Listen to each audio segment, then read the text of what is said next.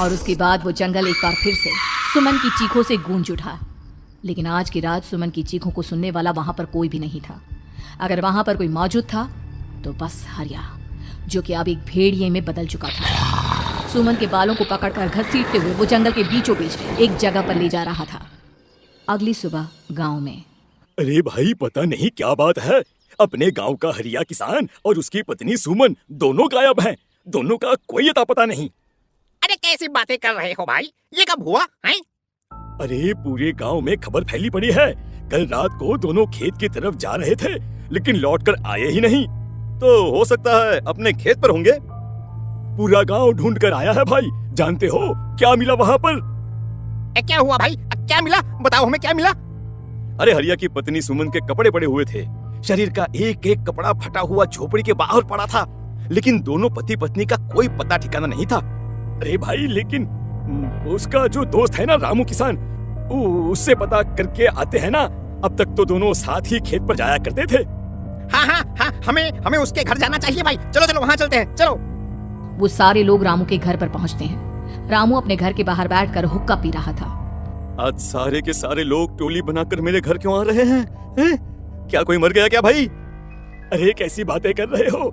तुम्हारा सबसे अच्छा दोस्त हरिया और उसकी पत्नी गायब है, और तुम यहाँ बैठकर हुक्का पिए जा रहे हो हैं? रामू ने अजीब सी नजरों से उन सब गांव वालों की तरफ देखा, जिसकी वजह से वो लोग एक बार के लिए डर गए। गायब है? अरे गायब नहीं है, मुक्ति मिल गई है। उन दोनों को मुक्ति मिली है। इस दुनिया में आकर हर इंसान पाप करता है, और उसे उसके पापों के लिए मुक्ति मिलना बहुत जरूरी है। अरे ये कैसी बहकी बहकी बातें कर रहे हो भाई, हैं? और इसका चेहरा अजीब सा क्यों लग रहा है? लगता है दोस्त के मरने का गम बैठ गया है। पागल हो गया है शायद ये पागल। ये बात सुनते ही रामू चीख कर जोर से चिल्लाते हुए कहता है, पागल मैं नहीं हूँ, पागल तुम सब हो। और ये शैतानी जंगल अब तुम में से किसी को नहीं छोड़ने वाला, सबको खा जाएगा। याद रखना मेरी बात। शैतानी जंगल? कैसा शैतानी जंगल? लगता है रामू पागल हो चुका है। हमें यहाँ से चलना चाहिए भाई। चलो। तभी रामू की पत्नी बाहर आती है। नहीं, आप लोग इनकी बात का बुरा मत मानिए। 2 दिन पहले हरिया के साथ खेत पर गए थे। जब से वहाँ से आए हैं तब से ऐसी ही बातें कर रहे हैं। भगवान जाने ऐसा क्या देख लिया उन्होंने, खेत में कुछ भी बड़बड़ाते रहते हैं।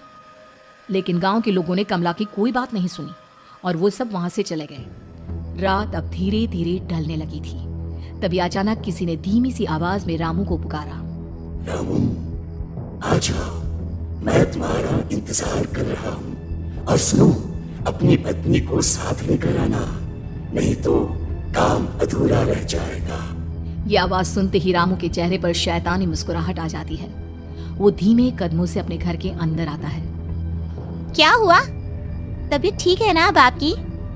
मैं तुझे अपने साथ खेत पर ले जाने आया हूँ, चल। मैं तुम्हारे साथ कहीं नहीं जाने वाली। मुन्ना गहरी नींद में सो रहा है और उसे अकेला छोड़कर मैं तुम्हारे साथ खेत पर नहीं आ सकती। वैसे भी तुम्हारे उन खेतों में भगवान जाने कौन सा राक्षस घूम रहा है, मुझे तो डर लगता है। रामू गुस्से में दांत पीसता अपनी झोपड़ी से बाहर आ जाता है और कमला गहरी नींद में अपने बच्चे के साथ सो जाती है। तभी अचानक रात को रामू की झोपड़ी के ऊपर एक साया वही गाना गुनगुनाते हुए घूमने लगता है जो हरिया के मोबाइल में बजा करता था। मैं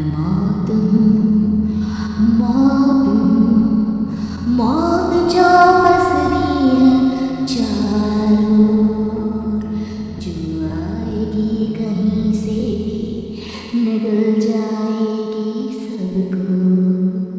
मैं मौत अब मैं छोड़ूंगी नहीं किसी को।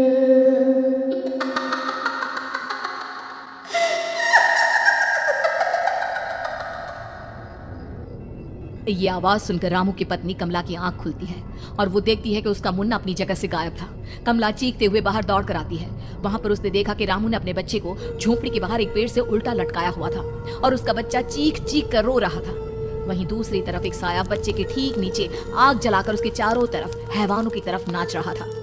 छोड़ दो मेरे बच्चे को। अरे क्या कर रहे हो तुम? शर्म नहीं आती तुम्हें अपने ही बच्चे को इस तरह मौत के हवाले करते हुए? अपना बच्चा? किसने कहा ये मेरा बच्चा है? अरे ये तो उस रामू की औलाद है, इस गांव के किसान रामू की, और मेरी दुश्मनी इस गांव के हर इंसान के साथ है।